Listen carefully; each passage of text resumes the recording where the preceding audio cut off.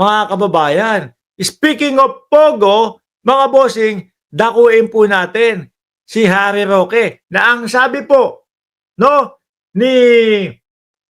ang sabi po ni Jaime Santiago na direktor ng NBI, anong kabaklaan na naman yung pinagsasasabi mo, Roque? Anong kabalbalan? Anong kabalbalan na naman ang pinagsasasabi mo, Roque? Kahit ano daw pong iwas ni Roque sa Pogo, mga bossing. Ayun po ito sa PAOK, mga kababayan. Shout out doon sa mga PAOK o doon kay Winston. Tama ba? Winston Garcia, mga bossing, yung nangunguna dati sa PAOK. Shout out sa inyo, matatapang kayo. Talagang pumapasok ng mga Pogo ito. Kahit anong iwas po ni Attorney Harry Roque, mga kababayan, yung kanyang pangalan ay bumabalandra pa din po sa Pogo. Ano? Ayan, no? Basahin nyo po, no? Pero babasahin ko para sa inyo. Harry Roque's name keeps cropping up in Pogo's documents, testimonies, PAOK. Alam nyo po, mga kababayan, ang paulit-ulit na sinasabi po ni Harry Roque sa labas ng bansa sa mga kapwa natin Pilipino at kada po magsasalita si Attorney Harry Roque, mga kababayan, sa kanyang page o sa kanyang YouTube or kung saan man, no? Lagi niyang sinasabi ang dahilan daw po, mga bossing, ginigipit daw po ng gobyerno ng Pilipinas si Harry Roque. Yun po yung lagi niyang sinasabi, mga boss. No? Samantalang alam na alam naman po ng bawat Pilipino na si Roque po, mga kababayan, ay may itinatanong ang Kongreso sa kanya. Galing ba sa Pogo yung pera mo o hindi? Nung nandoon, akala niya mapapaikot niya yung Kongreso, akala niya madadaan niya sa buka ng bibig niya ang Kongreso, mga bossing, nagyabang. Meron po akong dokumento, meron akong papeles na makakapagpatunay na ang aking kaperahan ay hindi galing sa Pogo. Kumbaga pinagbentahan daw po nung mga kalupaan, mga boss. Yun yung sabi ni Roque. Pero nung dadali na po yung kanyang papeles, dokumento na ipinagmamalaki, hindi na po nagpakita. Nagtago na ho, mga kababayan. At kasunod nun, yun na pong yun na pong paglabas nung kaso niya, no? Sa human trafficking. Sabi ni kabayan ko, kapatid ko, nakabenta daw ng lupa. Oo.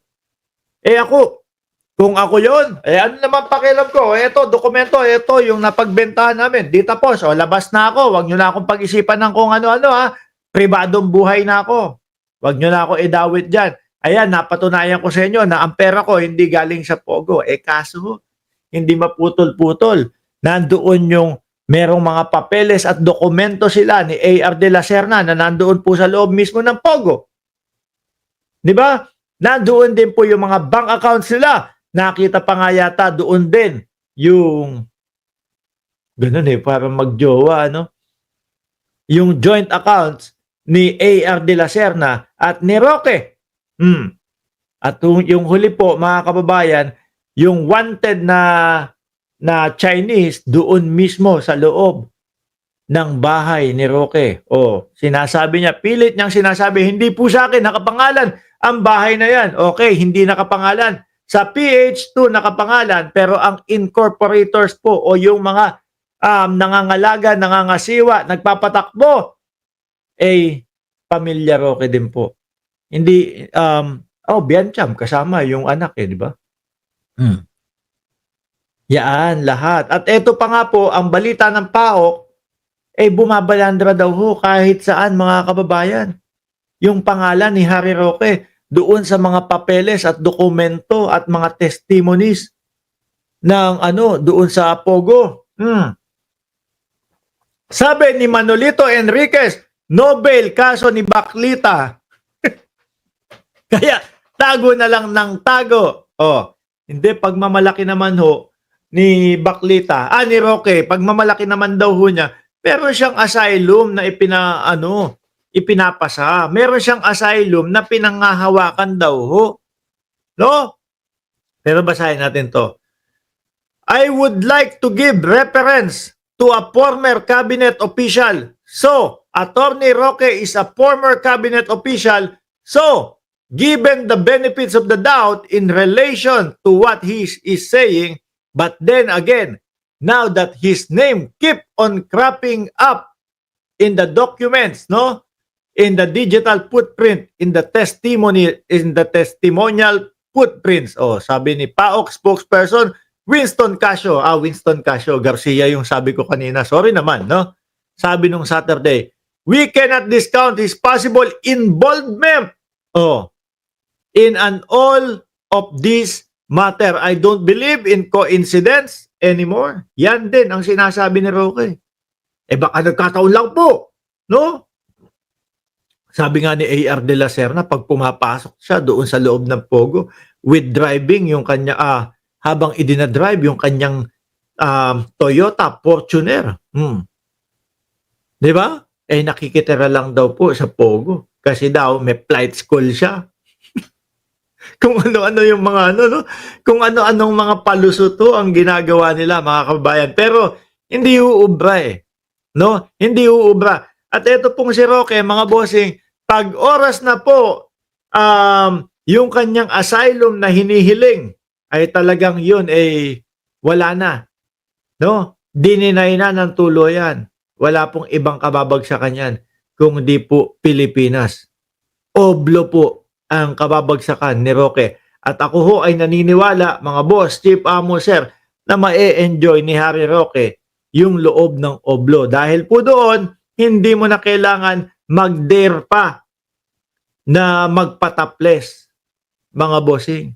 Dahil po sa loob, mga kababayan, automatic mga nakataples na yung mga nandoon sa loob dahil po mainit. Sabi ni Jennifer Ramos, now alam ko na kung sino nagpatakas kay Alice Go. Kasi yung pagtakas ni Roque at Alice, pareho lang daw.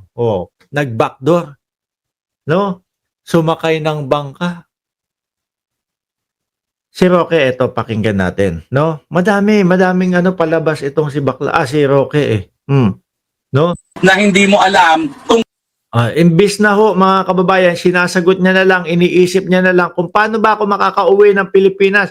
Paano ko ba malilinis ang aking pangalan? Imbis na yun na lang po ang kanyang inaatupag kung ano-ano pa po.